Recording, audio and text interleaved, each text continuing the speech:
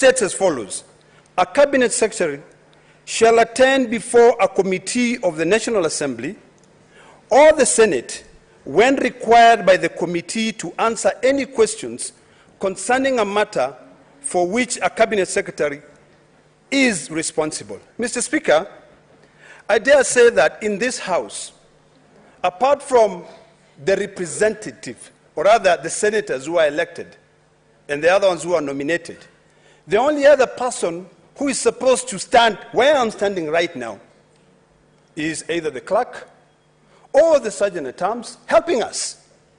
Mr. Speaker, in fact, a very good example that I can use to be able to demonstrate to the public that any other person who stands here is a stranger is one of our own, Mr. Speaker. Hypothetically, if my dear sister, Senator Sige, the nominated senator, would have come in on the day where the president was addressing the two houses of parliament, my dear sister would not have been allowed to sit where she's seated right now. She would have been asked to sit at the speaker's gallery because she was a stranger. Even though she was nominated, until she was sworn in as a senator, she was still a stranger. The only reason why she can now comfortably sit where she's seated is because she's taken the oath. So, Mr. Speaker, I would like to invite my colleagues to relook at Article 153 very, very carefully, and also look at Article 125 of the Constitution, which is what my good friend and colleague, Senator from Nandi, was referring to, in terms of has the Senate or the National Assembly having quasi-judicial powers to summon witnesses. Mr. Speaker, as the House of Reason and as the other arm of government, I would really like to beseech my colleagues for us to move away from this language of referring to each other as the opposition and the government. Mr. Speaker, in this House, I don't see any opposition. What I see is another independent arm of government, which is the legislative arm of government, which is tasked in making legislation. Mr. Speaker, when I refer back to the speech of the President, I want to make some comments, Mr. Speaker, on the issue of the judiciary. I welcome the support given by the President to the judiciary. I welcome the respect which the President demonstrated, first by appointing the 6 judges who the previous administration had not appointed, despite numerous court orders. That was a good move, Mr. Speaker.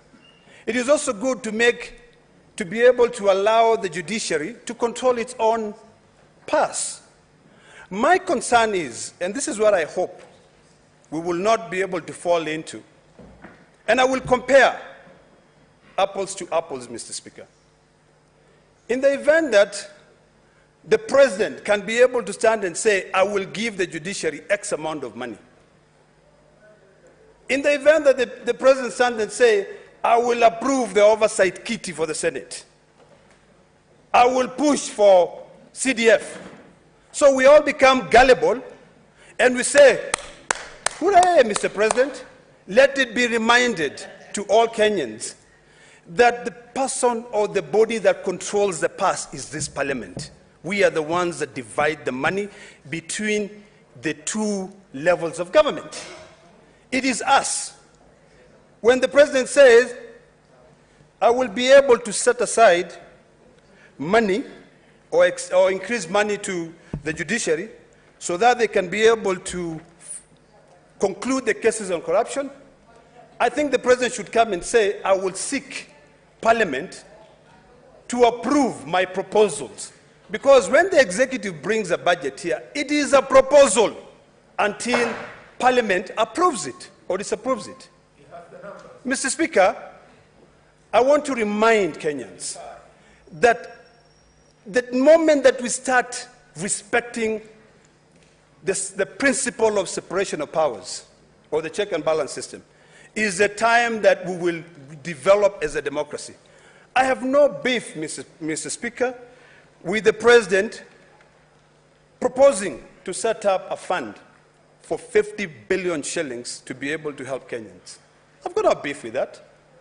But it's something that we in Parliament must be able to consider. We must be able to look at the budget and ask ourselves. In one hand, Mr. Speaker, the President is proposing to cut the budget by 300 billion shillings.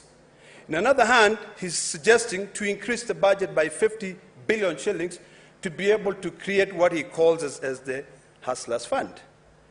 If the President would have been able to take us step by step, demystify where these 300 billion will be deducted from, I would be giving a different opinion. But as I stand now, or I think stands now, in the speech of the President, it was more like a statement, because he didn't give details on how this money, where this money was going to come from. Mr. Speaker, I now get into the issue which is very, very important. And I do hope that this House will take very, very careful measures in agreeing to it. In his address, in line number 20, the President suggested as follows, and I'm going to read it so that I can be able to prosecute it. He says, "We are on mission to dramatically scale up productivity in agriculture." Mr. Speaker, he continues and says, "and make sure that every Kenyan farmer, fisherman, and pastoralist contribute to sustainable economic growth by contributing to adequate and affordable food." About, I think, a week ago, Mr. Speaker, we all woke up to news that the Cabinet had approved the lifting of the ban on GMOs. Mr. Speaker, the only way you can be able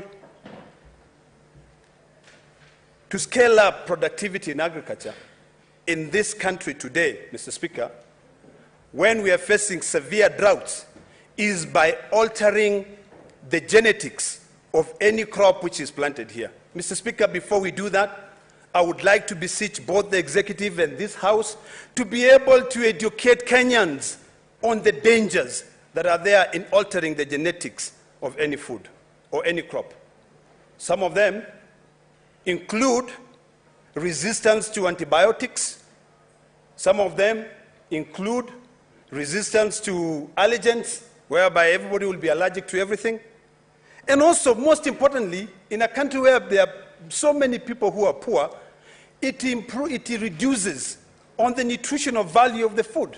So, Mr. Speaker, we have to be open and careful when we come to this suggestion. And finally, Mr. Speaker, on the issue of the CDF and the issue of the Senate Oversight Fund, my views are a little bit unorthodox, Mr. Speaker, in the sense that we are a legislative arm of government, and that money should not be coming to the Senate or the National Assembly. That money should be sent to county governments so that we can be able to promote devolution. And we find a mechanism where members of both houses can be part of a committee that ensure that they scrutinize the budget.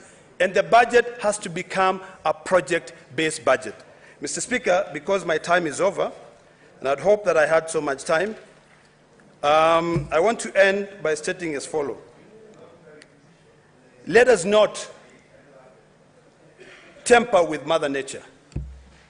Let us be very careful on this issue of GMO, because the moment we alter the genetics of anything that goes into our stomachs without being able to tell citizens who do not have access to that information, is the day that Mother Nature will be pissed off with us and will end up creating or encouraging more diseases to come into this country.